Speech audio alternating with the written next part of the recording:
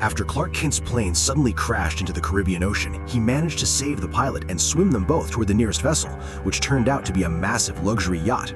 The moment Clark climbed aboard, people started shouting "Happy birthday!" and before he could explain anything, Oliver Queen was already calling him Bruce Wayne and handing him a drink.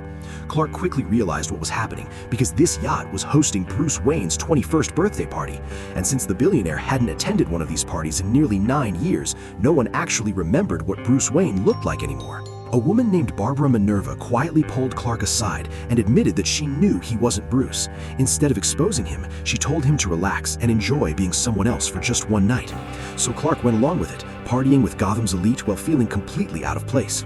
Every time Oliver bragged about the gold flake caviar costing $4,000 per bite, Clark felt worse about the lie. He tried to tell the truth, but no one believed him.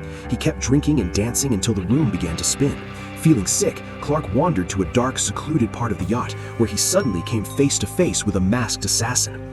Deathstroke calmly explained that Carmine Falcone had hired him to kill Bruce Wayne, and that the neurotoxin slipped into the champagne should have killed him seconds ago.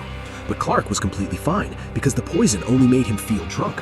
When Deathstroke drew his swords to finish the job, the blades shattered against Clark's skin. The world's most dangerous mercenary stood there in shock as Clark casually flicked him with one finger, sending him flying off the yacht and into the ocean.